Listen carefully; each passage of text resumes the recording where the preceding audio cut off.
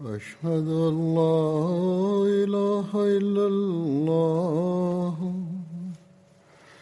وحده لا شريك له وأشهد أن محمدا عبده ورسوله أما بعد فأعوذ بالله من الشيطان الرجيم بسم الله الرحمن الرحيم الحمد لله رب العالمين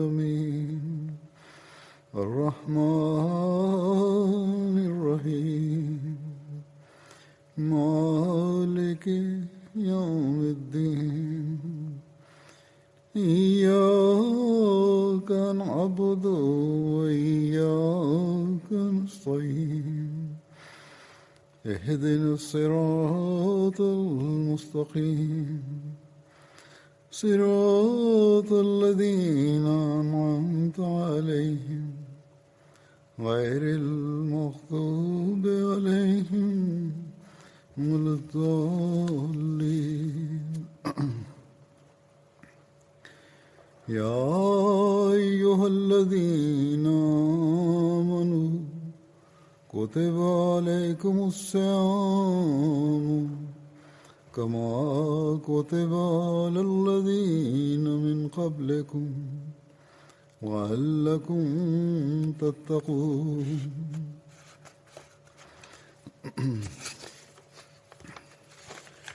أيام معدودات فمن كان منكم مريضا وعلى سفر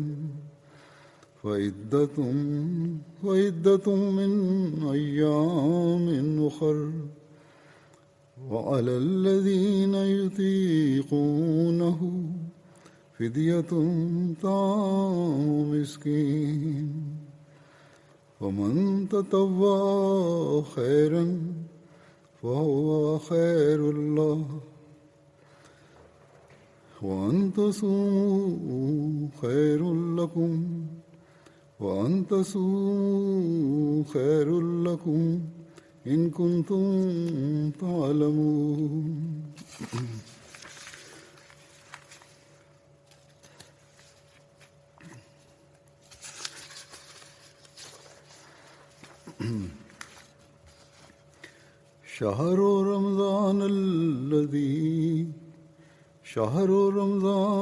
شهر رمضان الذي أنزل فيه القرآن هدى للناس وبينات من الهدى والفرقان فمن شهد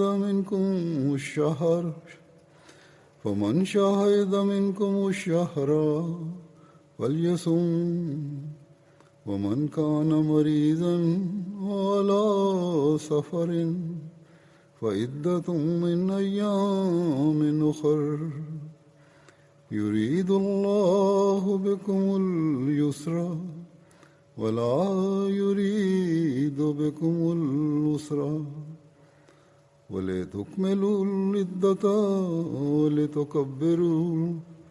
ولتكبروا الله على ما هداكم ولعلكم تشكرون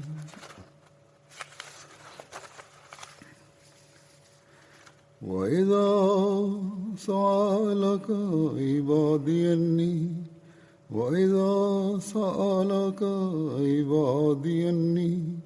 فإني قريب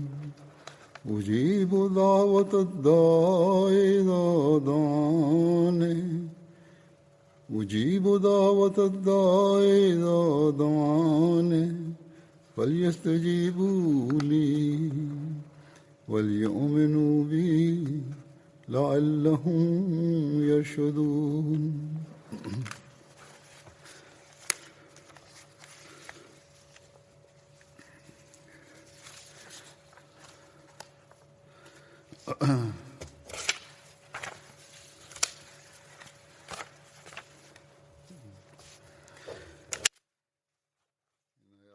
तर्जुमा है कि ए वो लोगो जो ईमान लाए हो तुम पर रोजे उसी तरह फर्ज कर दिए गए हैं. After reciting the Tashahhud, Tawbuz and Surah Al-Fatiha, Hazrat Khalifatul Masih V, Ayyadahullah Ta'ala binasrih al-Aziz, recited verses 184 to 187 of Surah Al-Baqarah. मरीज हो या सफर पर हो तो उसे चाहिए कि वो इतनी मुद्दत के रोजे दूसरे अय्याम में पूरे करे. The translation of these verses is as follows. इन पर फिदिया O ye who believe, fasting is prescribed for you, as it was prescribed for those before you, so that you may become righteous. और तुम्हारे रोजे रखना तुम्हारे लिए बेहतर है अगर तुम इल्म रखते हो. The prescribed fasting is for a fixed number of days, but whoso among you is sick or is on a journey shall fast the same number of other days. और ऐसे खुले निशानात के तौर पर जिसमें हदायत And for those who are able to fast only with great difficulty is an expiation, जो भी तुम में the feeding of a poor man. को देखे And whoso performs a good work with willing obedience, it is better for him, and fasting is good for you if you only knew. अल्लाह तुम्हारे लिए आसानी चाहता है और तुम्हारे लिए तंगी नहीं चाहता और चाहता है कि तुम सहूलत से गिनती को. The month of Ramadan is that in which the Quran was sent down as a guidance for mankind with clear proofs of guidance and discrimination. Therefore, whosoever of you is present at home in this month, let him fast therein. But whoso is sick or is on a journey shall fast the same number of other days. Allah desires to give you facility, and He desires not hardship for you, and that you may complete the number, and that you may exalt Allah for His having guided you, and that you may be grateful.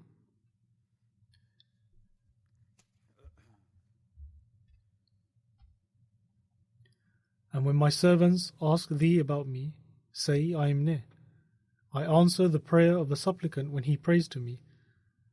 So they should hearken to me and believe in me, that they may follow the right way.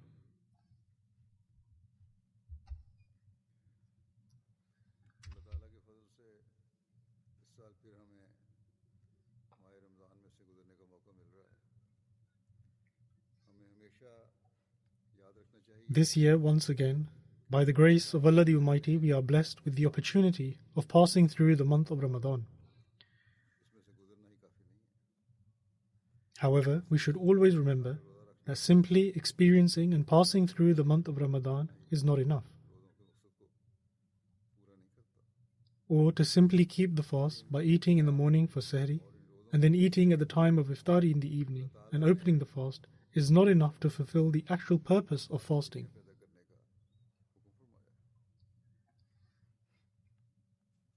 In fact, alongside fasting, Allah the Almighty commands us to bring about a virtuous change within ourselves.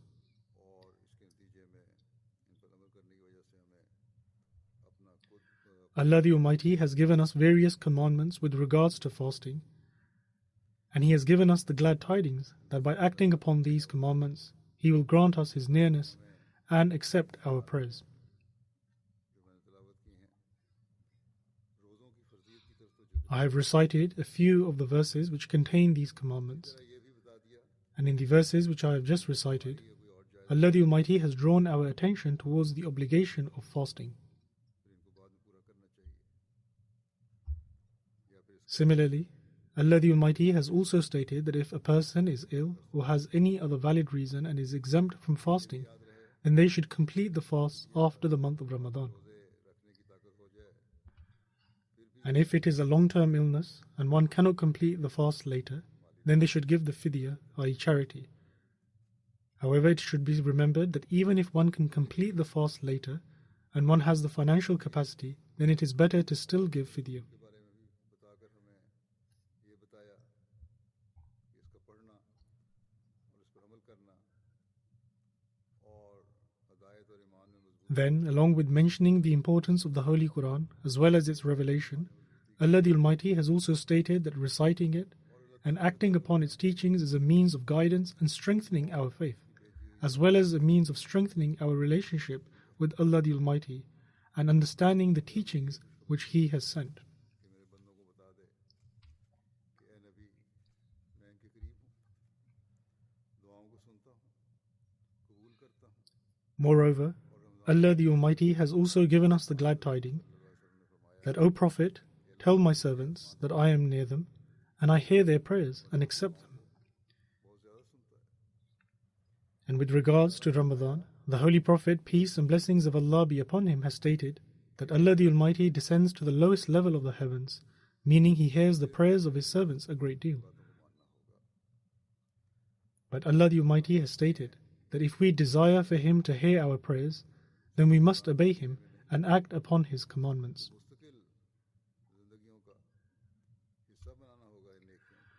But this should not only be in the month of Ramadan, but we must make these virtues a consistent part of our lives, and we must strengthen our faith.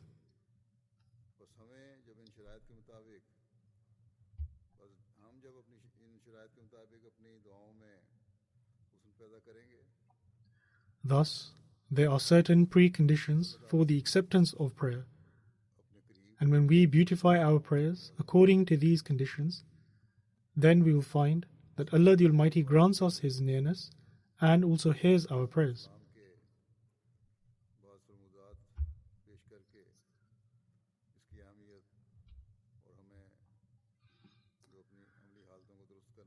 At this time, I will present some sayings of the promised Messiah ﷺ regarding prayer, its importance, and how we should improve our actions. And also in relation to this, I will present some of his sayings regarding the conditions for the acceptance of prayer, its philosophy, and its deeper meaning.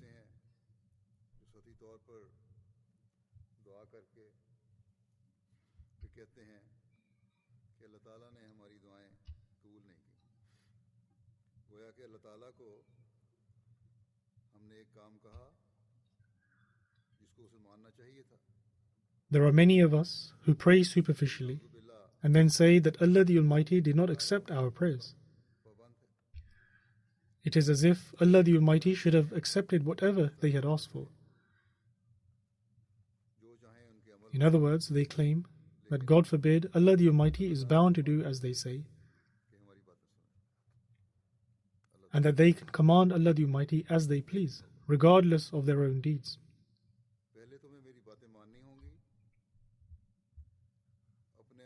However, Allah the Almighty has clearly stated that this is not the case. First, we must do as Allah the Almighty states, and we must mold our actions according to the teachings of the Holy Quran.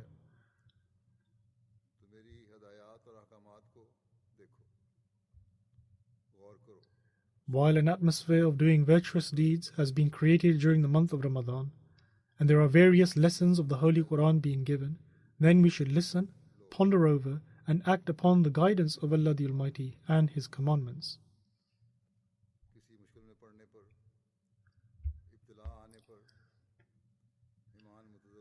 We ought to analyze and see how firm our faith is. For example, does our faith waver when we are faced with some sort of hardship or trial?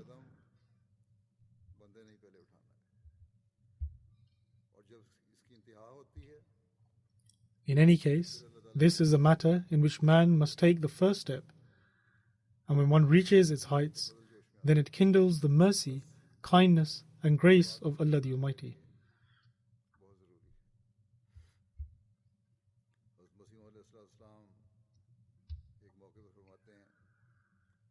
Therefore, it is of the utmost importance for us to understand this. On one occasion, the promised Messiah ﷺ stated that prayer is the pride of Islam, and this is something which Muslims are very proud of. But remember that prayer is not the mere utterance of words. Rather, it is when the heart fills with the fear of Allah the Almighty, and the soul of the supplicant flows like water before the divine threshold.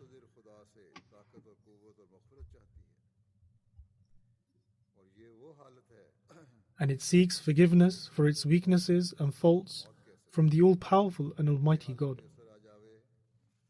And this is a state which in other words can be called death. And when this state comes about, then it can be certain that the door of acceptance has been opened for it.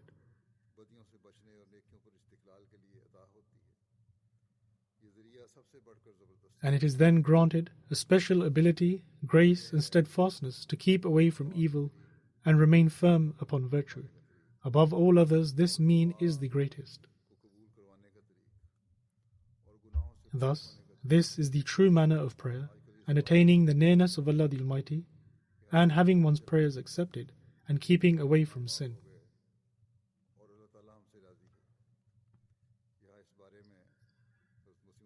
These days, many people ask how they can know if their sins have been forgiven, and that Allah the Almighty is pleased with them. Here, the promised Messiah ﷺ has outlined a basic principle, and that is, that if one establishes a true and lasting connection with Allah the Almighty, for which one made a true effort, then Allah the Almighty in return bestows such a blessing upon him, which grants such a person the steadfastness to be free from sin.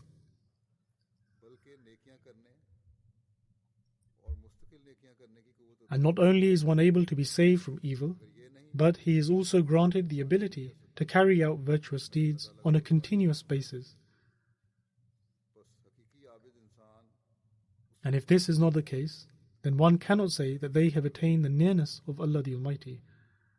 Therefore, one becomes a true servant only when they begin thinking along these lines and act accordingly.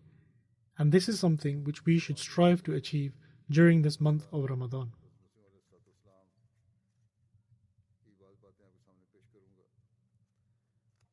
And as I stated earlier, that I will present some sayings of the promised Messiah ﷺ before you in relation to prayer.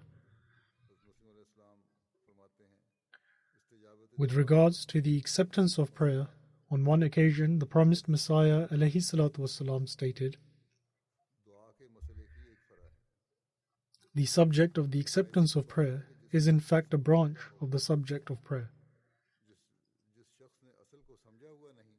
It is a matter of fact that a person who does not comprehend the basic principle will encounter difficulty in comprehending a branch and will remain in ignorance." In other words, in order to understand something, one must understand the core principle. And if one does not understand the core principle, then no matter how many explanations are presented, the matter cannot be comprehended. The promised Messiah ﷺ further states, "The principle of prayer is that there is a mutually attractive relationship between a pious servant and his Lord." In other words, an ability to be attracted to it. And so, to begin with, the grace, i.e. the Rahmaniyat of God Almighty draws a servant to itself. And then, through his sincerity, the servant approaches close to God Almighty. Thus, if a person strives with a pure and sincere heart, then Allah the Almighty will draw close to man. And in prayer, that relationship, when it arrives at a certain stage, manifests its wonderful qualities. The promised Messiah ﷺ further states that when a servant, being confronted with a great difficulty, leans towards God Almighty with perfect certainty, perfect hope, perfect love, perfect fidelity, and perfect resolve, and becoming extremely alert and tearing aside the veils of heedlessness, advances far into the fields of the discarding of self. In such an instance, then what does one see? He beholds in front of him the court of the divine, and that he has no associate.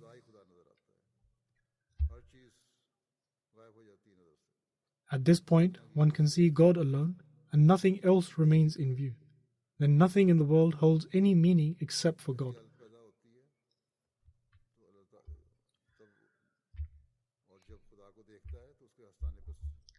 The promised Messiah ﷺ states that when one reaches such a stage, then his soul prostrates itself at that threshold, and the power of attraction that is invested in him draws the bounty of God Almighty towards itself. Man has been bestowed with the power of attraction, and reaching such a stage, they draw the bounties of God Almighty. And then, God the Glorious addresses himself towards fulfilling the purpose of the supplication, and casts the effect of prayer on all those preliminary means. In other words, Allah the Almighty casts His effect on whatever methods or processes are required to fulfill that prayer. जिनसे ऐसे असबाब पैदा होते हैं जो इस मतलब के हासिल होने के लिए ज़रूरी हैं। मसलन अगर बारिश के लिए दुआ है, Subsequently, they give rise to the means that are necessary for the achievement of the purpose of that prayer. या जो बारिश के लिए ज़रूरी होते हैं, इस दुआ के असर For example, if the prayer is for rain, then on its acceptance, the natural means that are needed for rain are created by the effect of the prayer. Similarly, if one utters a curse for famine, the All-Powerful One creates the contrary means. अम्बिया से ज़हूर में आए हैं या जो कुछ कि औलियाए किराम इन दिनों तक The promised Messiah ﷺ then further states, the source of thousands of miracles that were manifested by the prophets and the wonders that have been exhibited throughout by the saints was prayer. And it is through the effect of prayer that extraordinary events display the power of the All-Powerful. कुदरत कादिर का तमाशा दिखला रहे हैं।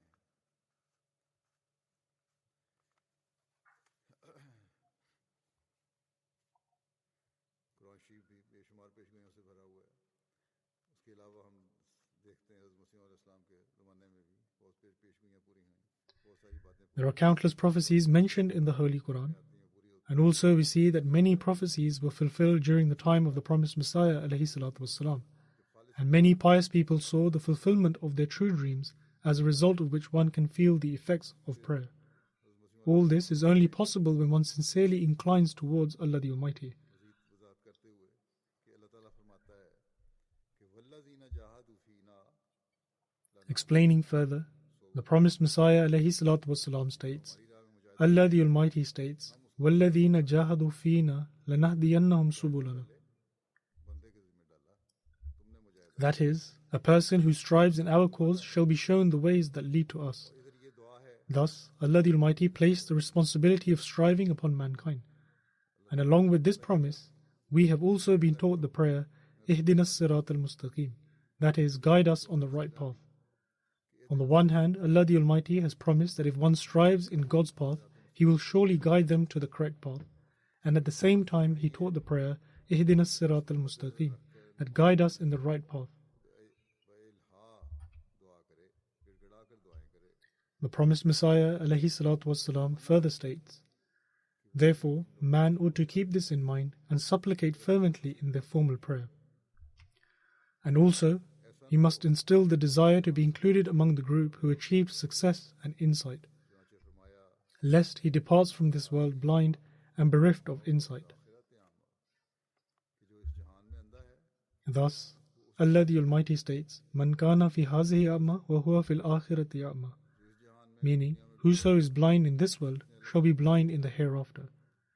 In other words, those that are spiritually blind.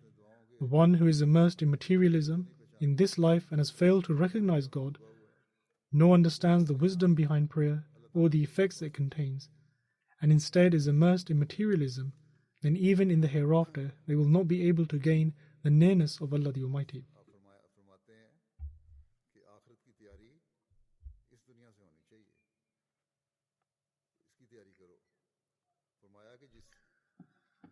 The promised Messiah ﷺ further states that one ought to make preparations for the hereafter in this very life.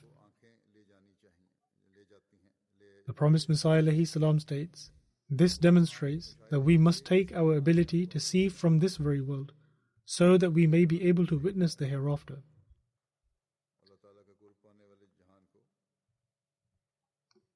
Therefore, if one wishes to experience the next life, in which one will gain the nearness of Allah the Almighty, then one must develop the senses in this life in preparation for it. The promised Messiah ﷺ states that in order to experience the next life, our senses are to be developed in this very world. And can it be conceived that Allah the Exalted would make a promise and then break it? The promised Messiah ﷺ further states that a blind person is one who is bereft of spiritual insight and pleasure.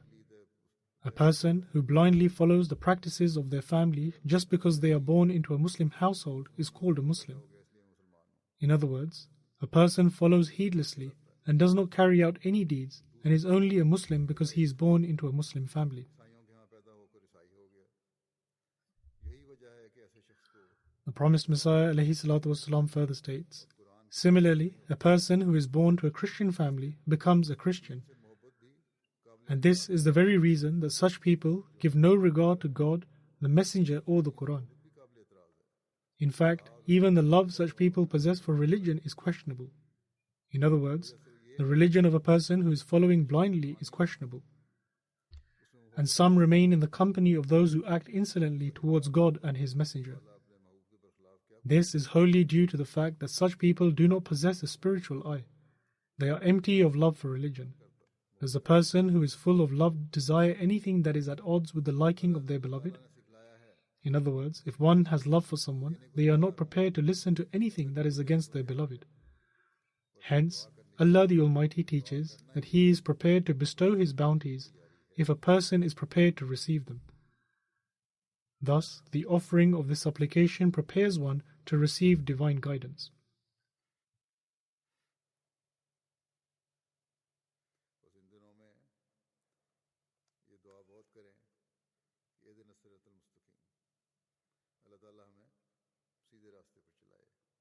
Therefore, during these days, we ought to constantly recite the prayer, Ihdina as-sirat al-mustaqim.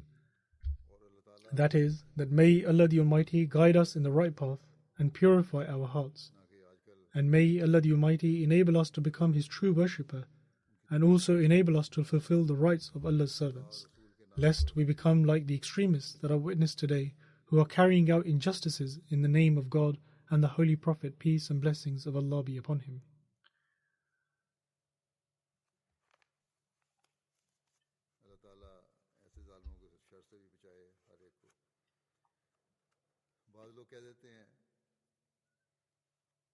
We pray that may Allah the Almighty protect everyone from the evil of such people.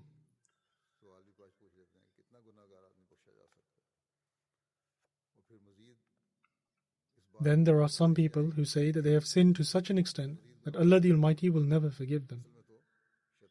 And some people ask the question as well, whether a person who has sinned a lot will be forgiven. And some people, thinking that they will not be forgiven, fall deeper into sin.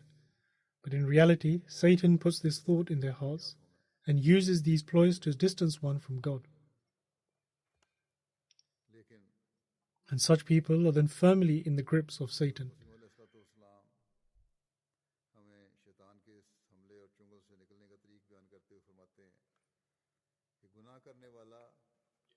But explaining the ways to escape the clutches of Satan, the promised Messiah ﷺ states that the thought of having committed a plethora of sins ought not to hold back a sinner from supplication. One must never stop praying and think that they have committed too many sins. In fact, prayer is an antidote. Ultimately, such a one will observe how prayers serve to foster within him an aversion towards vice. In other words, prayer is the remedy to safeguard one from sin. And when one prays with steadfastness, then such a person will begin to dislike sin and Satan will run away. The promised Messiah ﷺ further states that in the end, those steeped in sin who despair of the acceptance of prayer and do not seek recourse to repentance lose faith in the prophets and their effects. And such people then move away from religion.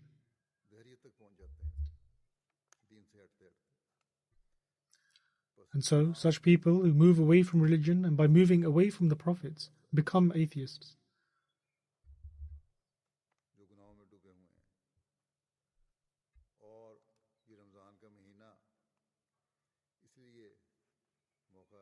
Therefore, even for people who are immersed in sin, Islam shows them a ray of hope. And Allah the Almighty has ordained the month of Ramadan each year to create this atmosphere and to seek repentance from sins.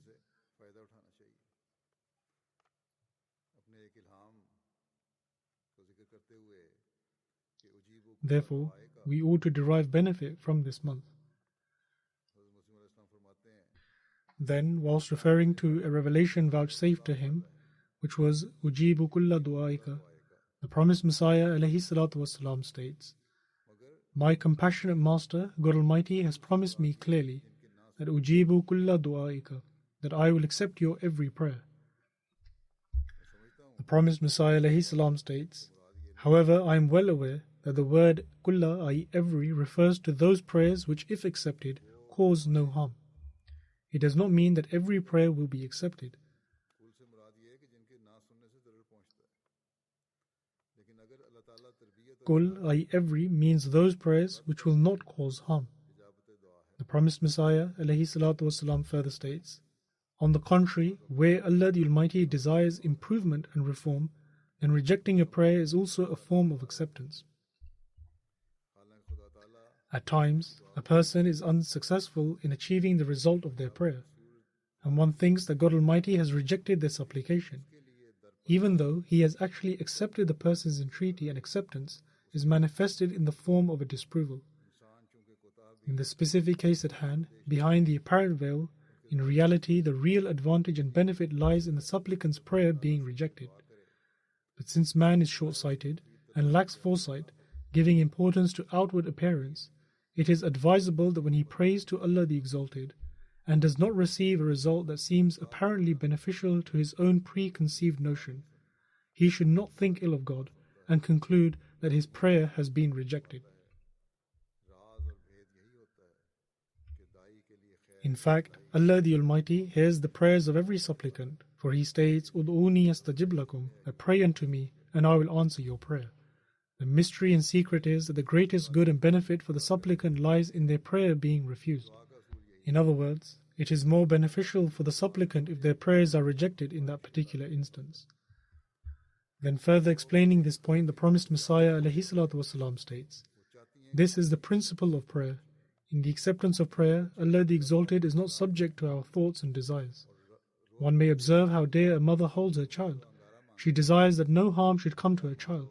But if a child should cry and insist upon the absurd idea that they be handed a sharp dagger or a bright and glowing piece of coal, would the mother, despite her true love and compassion, ever approve of a child taking hold of a flaming piece of coal and subsequently burning their hand, or cutting their hand on the sharp blade of a dagger? Of course not. The underlying principle in the acceptance of prayer can be understood in light of this example." The promised Messiah ﷺ further states, "I am myself experienced in this regard. Where a detrimental aspect exists in a certain prayer, it is not accepted in the least. It does not mean that all the prayers will be accepted, for Allah the Almighty knows best, as He is the knower of the unseen. If there is a detrimental aspect in the prayer, then that prayer is not accepted." The promised Messiah ﷺ further states, "One can easily understand that our knowledge is not definitive and without its faults. There are many things we do with great pleasure, considering them to be blessed, and in our own view we consider their outcomes to be blessed as well, but ultimately they turn into a grief and affliction that clings to us. We see many examples of this today as well, and even in the letters I receive on a daily basis, people pray for something and then try their utmost to forcibly achieve it. फिर अल्लाह ताला से शिकवा होता है कि हमने दुआ भी बहुत की थी और बड़ा सदका खैरात देकर ये काम शुरू किया था, However, their results are not encouraging, and as a result of this they harbor grievances against Allah the Almighty, saying that they began this work by praying a lot and also gave charity, yet the result was not beneficial for them, or that their prayers were not accepted. आने वाली बात है वो पहुंचाई। अल्लाह ताला से वो ताल्लुक कायम जो करना चाहिए वो Therefore, firstly, it is important to know that has that individual prayed their utmost, as has been mentioned, and have they formed a relationship with Allah the Almighty as is required? और फिर अल्लाह ताला ने If the answer is in the negative, then as the promised Messiah ﷺ has stated, that it is mere lip service. And if a person has prayed to their utmost capacity, and then Allah the Almighty has rejected the request or the results were not positive, then there was some divine wisdom behind this decision, and it would be beneficial for that individual. इस्तिग़फ़ार करनी चाहिए। And if a person stresses on a matter and he was wrong to do so, then instead of harboring grievances against Allah the Almighty, such an individual ought to seek forgiveness and accept that it was their own mistake for trying to chase after something that was not agreeable in their favor. अगर बेहतर नहीं तब भी कबूल कर ले। बहुत रिश्तों में भी ऐसा हुआ। There are some people who pray and say that, "O Allah, even if it is not beneficial for me, still accept this prayer." And this has been the case in certain marriage proposals as well. And Allah the Almighty heard that individual's prayer, and he was married where the person desired. but after a short while it ended in divorce. Therefore, one should not pray in this manner. At times, in order to teach the person a lesson, Allah the Almighty accepts the prayer of a person which is not in their favor. But when that person sees the outcome, then they seek forgiveness and repent.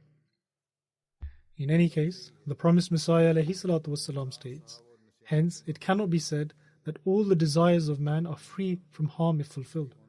Man is but a mixture of faults and errors. In other words, man is susceptible to committing errors. Thus, as one would assume, and as is the case, some of his desires are injurious. If Allah the Exalted were to accept such desires, this would clearly contravene divine mercy.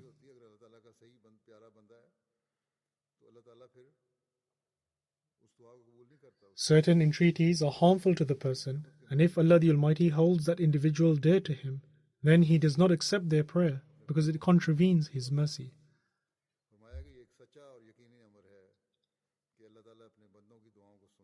And God Almighty does not allow harm to befall His beloved servants. The promised Messiah ﷺ further states, it is a matter quite sure and certain that Allah the Exalted accepts the prayers of His servants and confers upon them the honor of acceptance, but not every foolish desire. It is not for every person.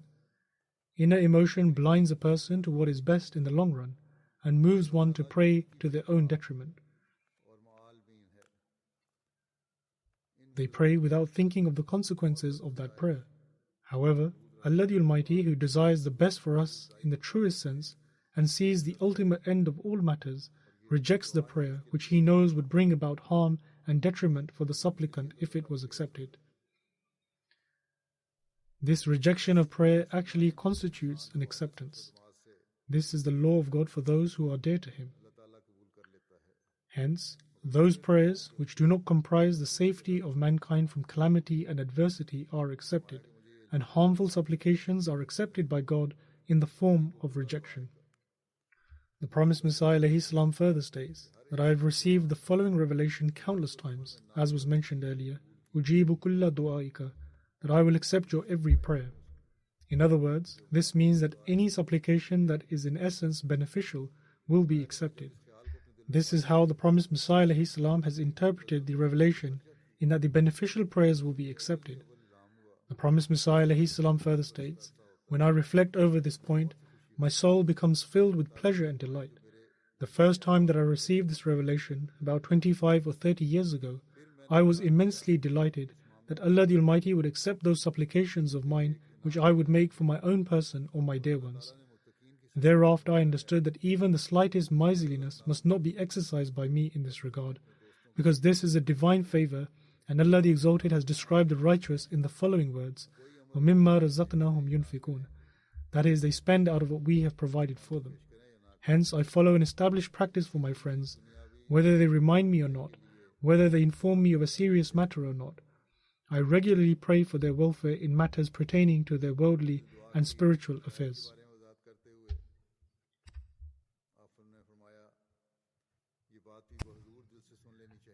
Then, whilst explaining the various preconditions for the acceptance of prayer, the promised Messiah ﷺ states, however, pay heed with an attentive heart that there are certain preconditions for the acceptance of prayer.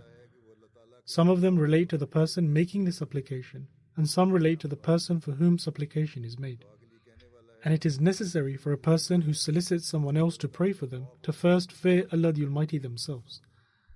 This is an extremely important point. The one who requests another to pray for him should always instill the fear of Allah the Almighty within himself. Such people must remain in awe of God's being, as He is the independent and besought of all. He should always remember that Allah the Almighty is not dependent upon anyone, and to always fear Allah the Almighty. And they must make peaceful relations and worship of God a practice of life. These are all important aspects, in that they make peaceful relations and worship of God a practice of life. The promised Messiah ﷺ further states, they must please Allah with righteousness and piety, and when this is the case, the gate of the acceptance of prayer is open to such a one. When one fulfills all these preconditions, it is then that the gate of the acceptance of prayer is open for such a person. However, if a person displeases Allah the Almighty, ruins his relationship with him, and wars with him. In other words, one does not adhere to the injunctions of Allah the Almighty and fails to fulfill the rights of God and His creation, then his mischief and evil deeds become an obstruction or a mountain that stands in the way of prayer. In other words, they become like a wall or an obstruction like a mountain. And as a result, the door of acceptance is closed to such a person. The door of the acceptance of prayer is closed for such a person, and neither will one's own prayers be accepted, and nor will the prayers of the person whom they have requested to pray for them will be accepted in their favor. The promised Messiah ﷺ further states, "Hence our friends must save our prayers from going in vain, and must not allow for their path to be obstructed by any barrier that may be erected as a result of their own unacceptable actions." The promised Messiah ﷺ has stated that if one's actions are not right, then his prayers will not be accepted in their favor. In fact, those actions will become like an obstruction in the path of acceptance. Then another aspect which is extremely important for the acceptance of prayers is that one ought to be completely firm in their beliefs. This is a fundamental condition, and also that one should adopt righteous actions. The mention of adopting righteous actions has been explained earlier as well, wherein Allah the Almighty states that one ought to fulfill His injunctions and respond to His call. For this is fundamental and vital for the acceptance of prayer.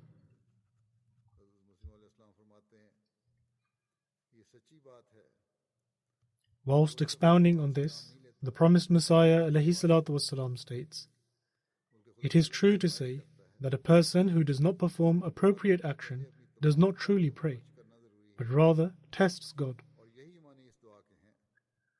Therefore, before one prays, it is necessary to make full use of one's faculties, and this is the meaning of the supplication just mentioned. First, it is incumbent upon a person to analyze their own beliefs and actions. It is the custom of God Almighty to bring about reformation through the use of means. In other words, if one has the means which are essential to bring about reformation, and then seeks to bring about a reformation in themselves, it is then that one is able to actually bring about a reformation." The promised Messiah ﷺ further states, "Allah the Almighty creates some sort of means which become the cause for a person's reformation. If one prays with utmost sincerity of the heart, then Allah the Almighty grants such means which enables one to bring about their reformation. Those people who say that when there is prayer, means have no use, should reflect. Do such foolish ones not realize that even prayer itself is a subtle means that gives rise to other means? Prayer in itself is a form of means which gives rise to other means. And the clause, Iyaka na'budu, i.e. Thee alone do we worship, which precedes the supplication, Iyaka nasta'in, i.e. Thee alone do we implore for help, expounds this very point. In other words, we pray to Allah alone and then seek His help for the completion of our tasks, and this is what is being explained here. Therefore, this is the way of Allah that we observe, whereby He creates means, i.e. it is Allah the Almighty who creates the means. The promised Messiah ﷺ further states, "Observe how God provides water to quench our thirst and grants us food to satisfy our hunger, but He does so through means. It is not the case that the thirst is quenched without it, or water just magically comes down immediately, or food is instantly provided. In fact, certain means are created through which one is able to acquire water and food.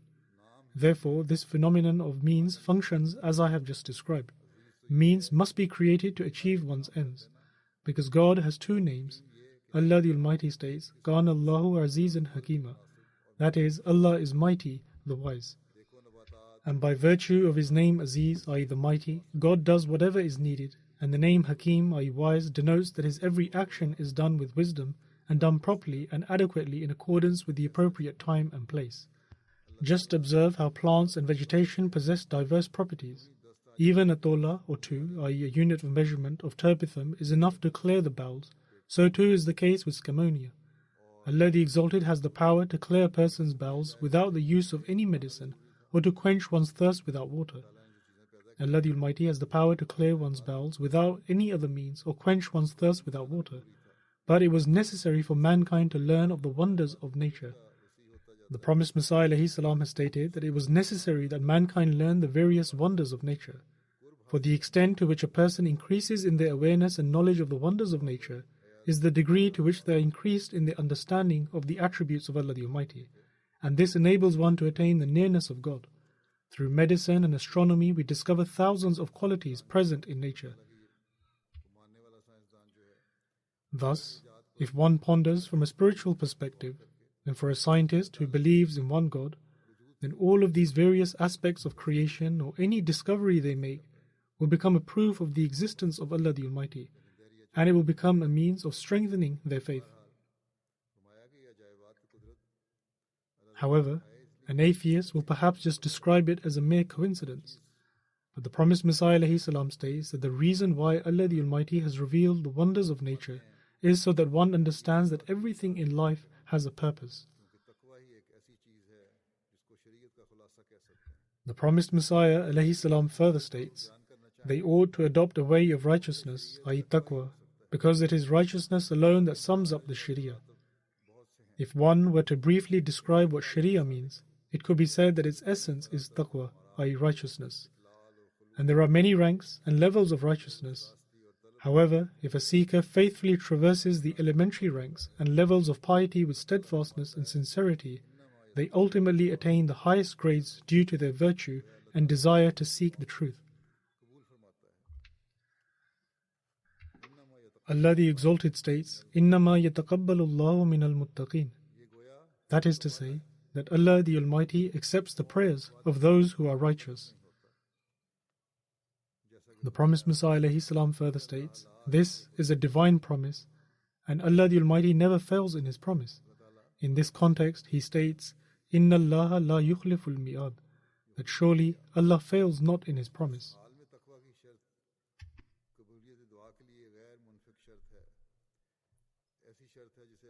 The promised Messiah ﷺ further states, righteousness is a necessary precondition for the acceptance of prayer, and it cannot be separated or discarded or left out. And so, if a person desires acceptance of prayer in their own favor, despite their own negligence and misguidance, would such a one not be foolish and senseless? Therefore, it is incumbent upon our community that insofar as possible, each and every member must follow the ways of righteousness so that they can experience the pleasure and delight of the acceptance of prayer and partake of an increase in faith. Allah the Almighty states that one should believe in Him, and it is then that their faith will continue to strengthen. Then, whilst explaining the various forms of beneficence, the promised Messiah ﷺ states that one ought to remember that there are two forms of beneficence. Firstly, there is graciousness, i.e. Rahmaniyat, and secondly, mercy, i.e. Rahimiyat. The divine grace of Rahmaniyat is that which was in practice even before our beings came into existence. For example, before anything else, through the insight of His eternal knowledge, Allah the Almighty created a heaven and earth and other worldly things and heavenly bodies, which would all fulfill some purpose in our lives, and so they do. It is humans that ultimately benefit from all of these creations. When goats and sheep and other animals are themselves beneficial to man, what benefit do they derive in the real sense? In other words, all of these have been created for the benefit of man, and they themselves do not derive any benefit as such. The promised Messiah ﷺ further states, among those things that are physical, just observe how humans consume many exquisite and excellent forms of food.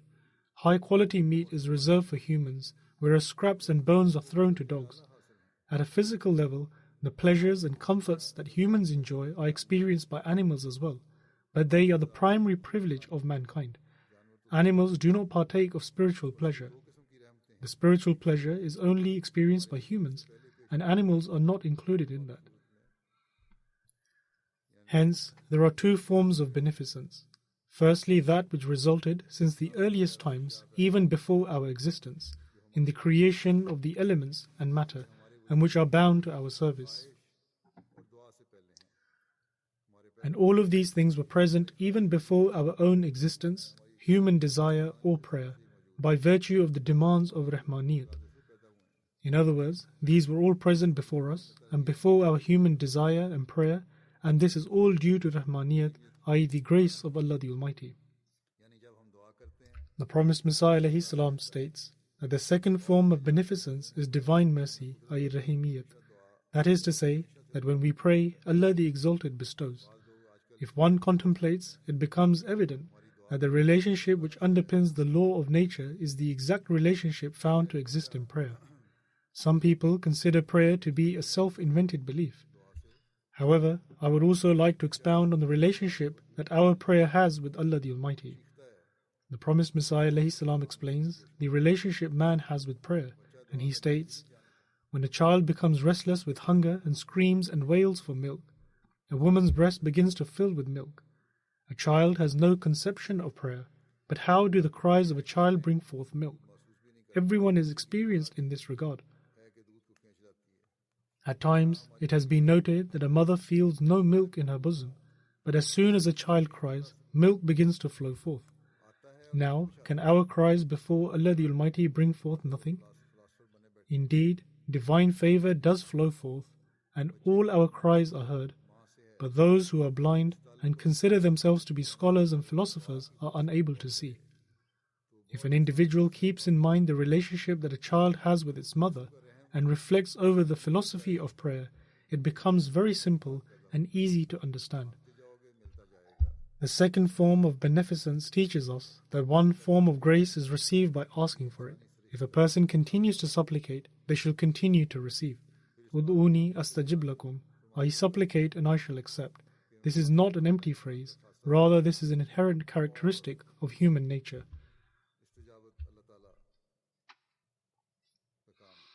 Then, explaining the significance that to supplicate is human and to respond is divine, the promised Messiah ﷺ states that to supplicate is human and to respond is divine. A person who does not understand and accept this fact is false. The example of the child which I have just given clarifies amply the philosophy of prayer. The promised Messiah ﷺ further states that the beneficence of graciousness, i.e. Rahmaniyat, and mercy, i.e. Rahmiyat, are not two independent phenomena. Therefore, an individual who abandons one and seeks the other cannot benefit from either. The demands of graciousness are to develop within us the strength to benefit from the grace of God's mercy. It is the grace of Allah the Almighty that He has revealed to us the various paths and granted us the means and grants us the strength for that which we are able to receive by supplicating to Him. The grace of Allah the Almighty grants us the means to supplicate and to seek the grace of His mercy. The promised Messiah ﷺ further states, one who does not do this is ungrateful for divine favor. The words Iyaka na'budu mean that we worship Allah alone, whilst always giving due consideration to the apparent ways and means that He has made available to us. In other words, we worship through those apparent ways and means. The promised Messiah ﷺ then gives the example of the tongue. The promised Messiah states, if the tongue, which is the product of our nerves and muscles, i.e. the tongue is made up of nerves, arteries, saliva, muscles, etc., and if it had not existed, we would not be able to speak. If one's tongue becomes dry, they cannot speak. If it does not have veins or arteries, then it will not be able to produce saliva and will become dry, and one will not be able to move their tongue as a result. The promised Messiah ﷺ further states that we were granted a tongue which for the purpose of prayer has the ability to articulate the very sentiments of our heart. We have been granted a tongue to express the sentiments of the heart and through which we speak. And if we never make use of our tongues to pray, then this is our own misfortune. There are many illnesses which, if contracted by the tongue, can deprive it of its ability to function all at once, to the extent that a person becomes mute.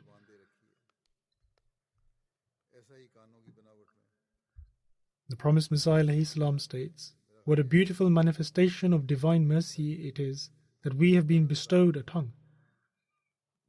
Or perhaps the word divine grace is written here, that Allah the Almighty has bestowed us with a tongue out of His divine grace, and then He has taught us the proper method of it to use, and this is also owing to His mercy.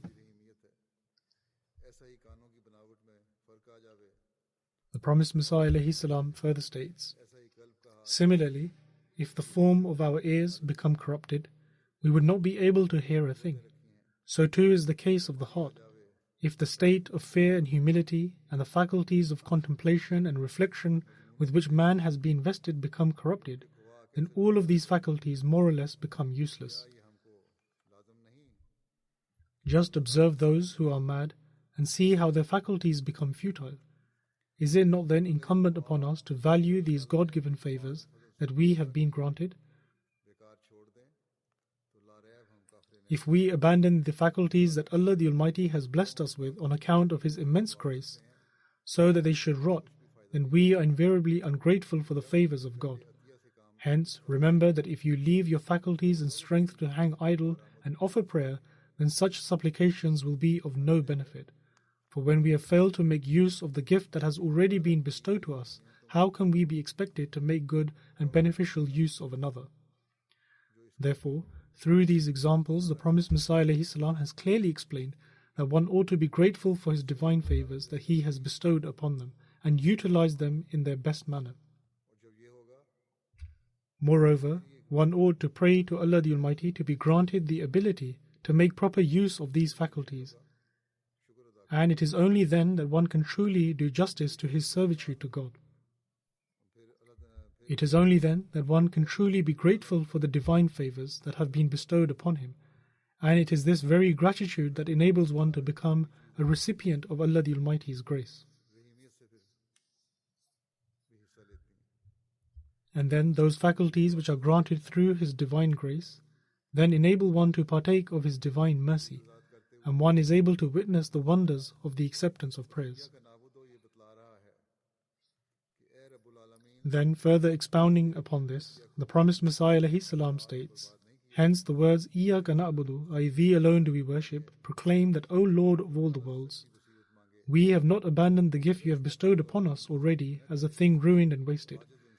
In the prayer, Ihdinas Sirat al-Mustaqim, i.e. guide us on the right path, we have been told that man should seek true insight from God Almighty, for if His grace and bounty do not come to our aid, we as humble human beings are plunged in such gloom and darkness that we cannot make recourse to prayer.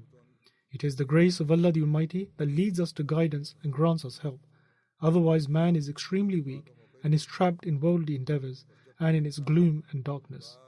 Such a person does not even have the opportunity to pray. The promised Messiah ﷺ further states, until one derives benefit from the grace of God which reaches them through the bounty of graciousness, i.e. Rahmaniyat and praise, no fruitful result can be attained.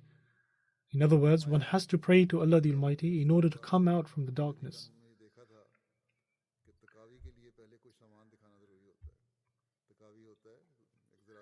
The promised Messiah ﷺ states that I found some time ago that even in British law, in order to secure an agricultural loan, one is required to furnish proof of some assets. Even here, if one wants to take a loan or a mortgage, they have to make some initial payments or give something as a deposit. Therefore, one is required to furnish proof of some assets and to carry out some action from before.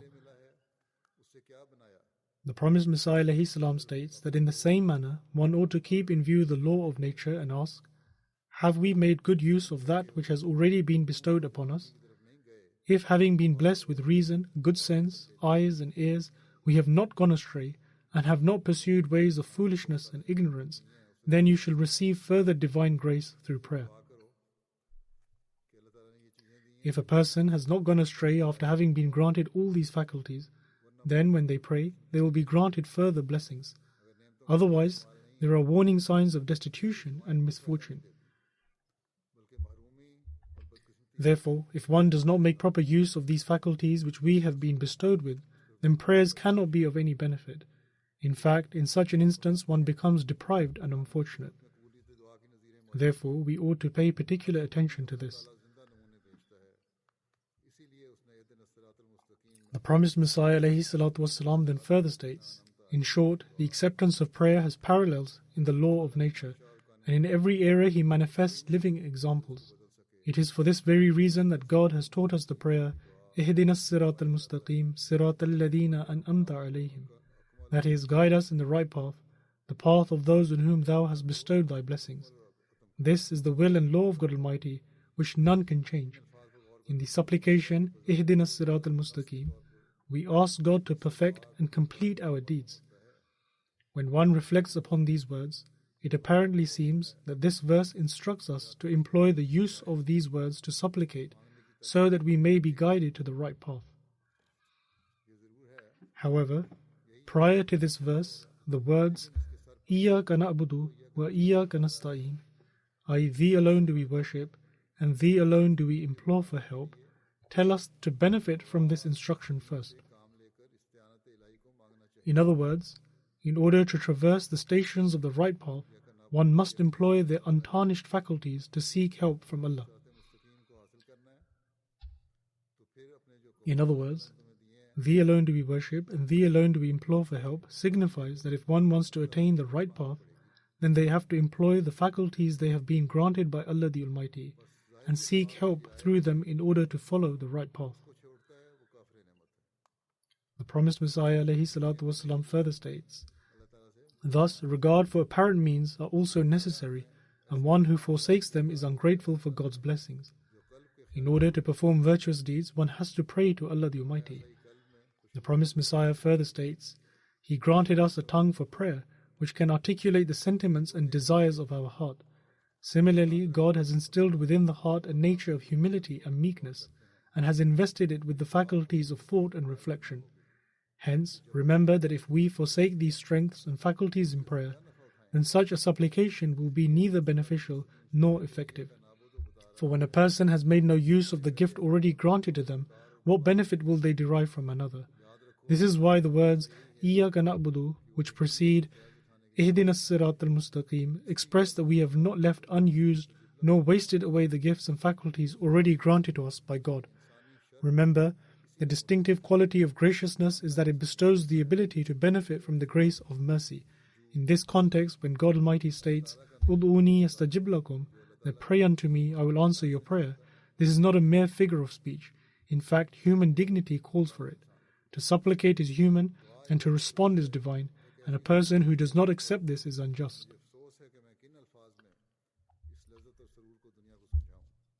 Prayer is a state of such bliss that unfortunately I am at a loss to find the words with which I can fully describe this joy and pleasure before the world.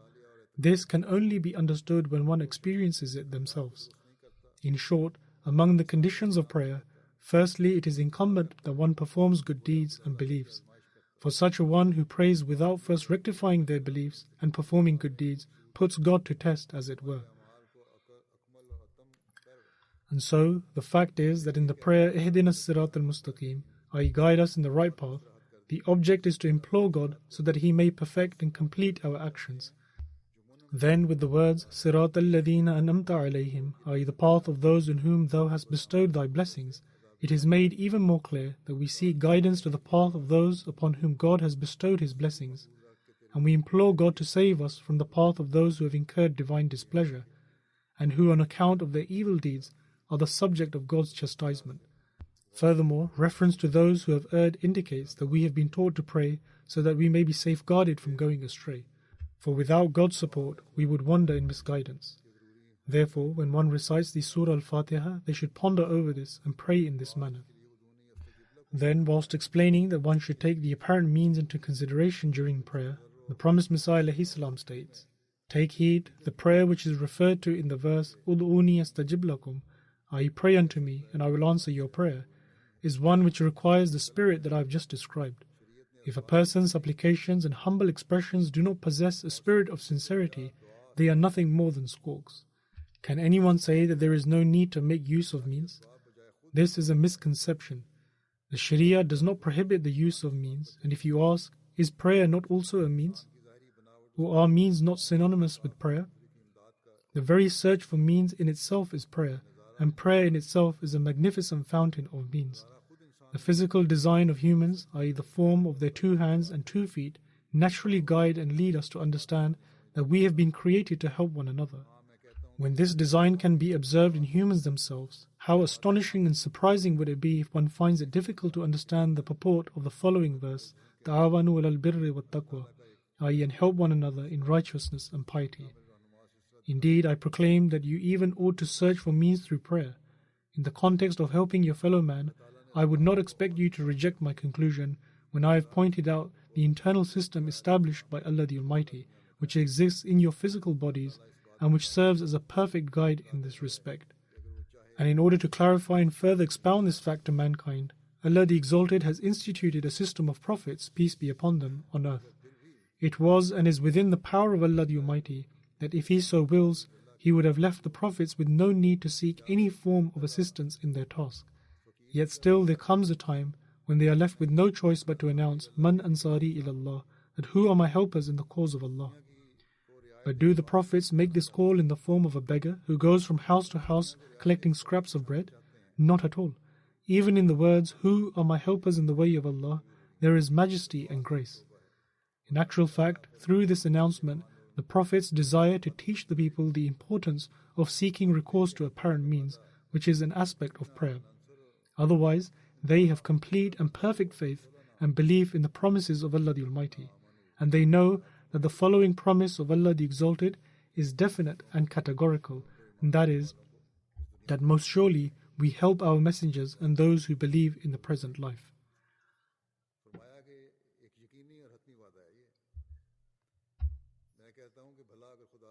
The promised Messiah ﷺ states, and I believe that if God does not move a person's heart to help another, how could anyone be motivated to do so? Thus, even the prophets require the use of apparent means, but they prostrate before Allah the Almighty, and it is Allah the Almighty Himself who grants them those means by inspiring the hearts of people, and thereby grants them excellent helpers who then further their mission. Then, explaining the purpose and importance of Salat in relation to prayer, the promised Messiah ﷺ states, the actual purpose and essence of the prayer is supplication, and supplication is a phenomenon that accords with the law of nature established by God Almighty. You may commonly observe that when a child weeps and cries and expresses anxiousness, a mother becomes extremely restless as well and gives the child milk. The relationship between divinity, i.e. uluhiyat, and servitude, i.e. ubudiyat, is similar in nature and cannot be understood by everyone. When a person falls at the gate of God Almighty with extreme humility, lowliness and meekness, and presents his circumstances before God and requests his needs from Him, the grace that is inherent in divinity surges forth and shows mercy to such a person. Thus, the milk of God's bounty and grace also requires tears. The promised Messiah ﷺ then further states, those who suggest that there is no use in crying and weeping before God Almighty are false and incorrect in their view. Such people do not believe in the being of Allah Almighty and in His attributes of power and control. If they develop true faith, they would never say such a thing. Whenever anyone has come in the presence of God and has turned to Him with sincere repentance, Allah the Exalted has showered His grace on such a one. Thus, the one who has said the following verse is true indeed.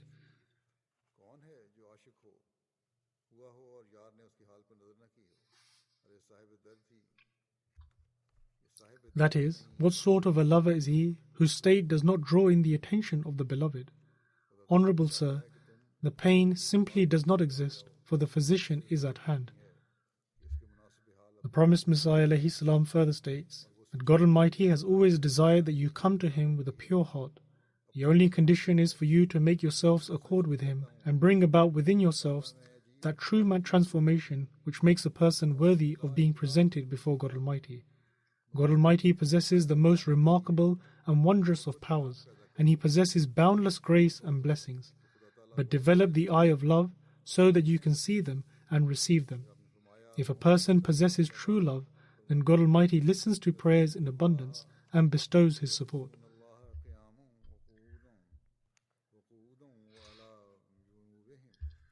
The promised Messiah ﷺ further states, in praise of the believers, Allah the Almighty states, يَذْكُرُونَ اللَّهَ قِيَامًا وَقُعُودًا وَعَلَى جُنُوبِهِمْ وَيَتَفَكَّرُونَ فِي خَلْقِ السَّمَاوَاتِ وَالْأَرْضِ رَبَّنَا مَا خَلَقْتَ هَذَا بَاطِلًا. That is, the believers are those who remember Allah standing, sitting, and lying on their sides, and ponder over the creation of the heavens and the earth. And when the intricacies of the universe are made manifest to them, they say, "Our Lord, you have not created this in vain." In other words, such believers do not just look at the creation of the universe and its intricacies like worldly people, and simply ponder as to how it looks, the size of its radius, the nature of its gravitational pull, and its relation with the sun, moon, and stars. Rather, upon learning of the absolute perfection in its creation and discovering the intricacies of the universe, they seek to find its creator and strengthen their faith.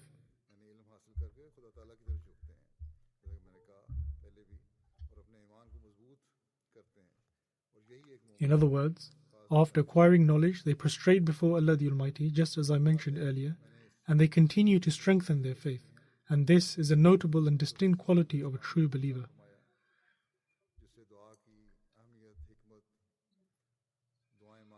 These are just some aspects which I have presented from a great treasure which the promised Messiah ﷺ has given to us, and which shed some light on the importance of prayer, its wisdom, method, and its philosophy.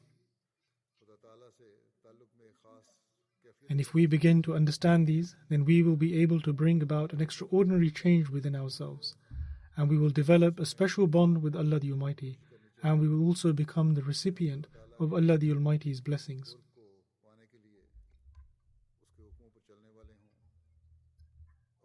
Thus, in this Ramadan, we ought to strive to attain the nearness of Allah the Almighty by fulfilling His commandments and to continue strengthening in our faith. May we develop a true understanding of the wisdom and philosophy of prayer, and may we bring about a reformation in our actions. And may we become counted amongst those whose prayers are answered by Allah the Almighty.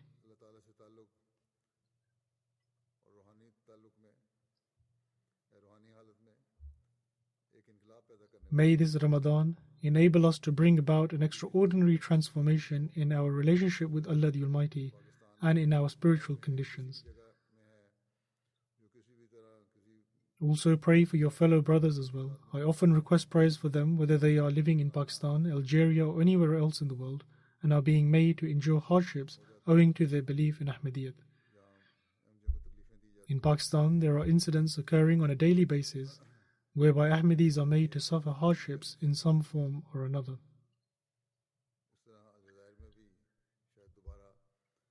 Therefore, particularly pray for them. Similarly, in Algeria, they are trying to reopen the cases against Ahmadis. So may Allah the Almighty also keep them in His protection. By praying for others enables one's own prayers to be accepted. Therefore, one should always keep this point in mind. In fact, the angels pray for those who pray for others. Therefore, how beneficial of a deal it is in that the angels pray for such an individual. Thus, one ought to particularly pray for others and not just pray for themselves. May Allah the Almighty grant us the ability to do this, particularly during this Ramadan. Alhamdulillah, Alhamdulillah, nahmaduhu wa nasta'inuhu wa nastaghfiruh wa nu'minu bihi wa natawakkalu alayh.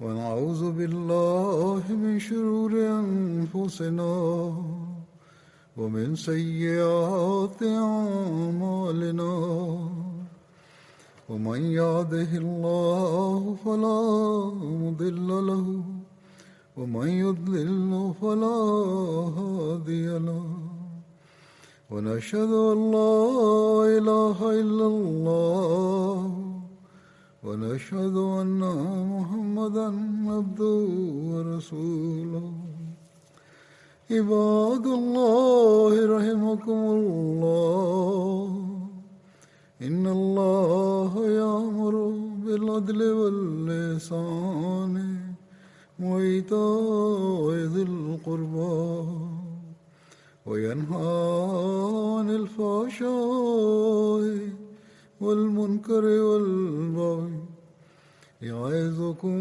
لعلكم تذكرون اذكروا الله يذكركم وادعوه يستجب لكم ولذكر الله أكبر.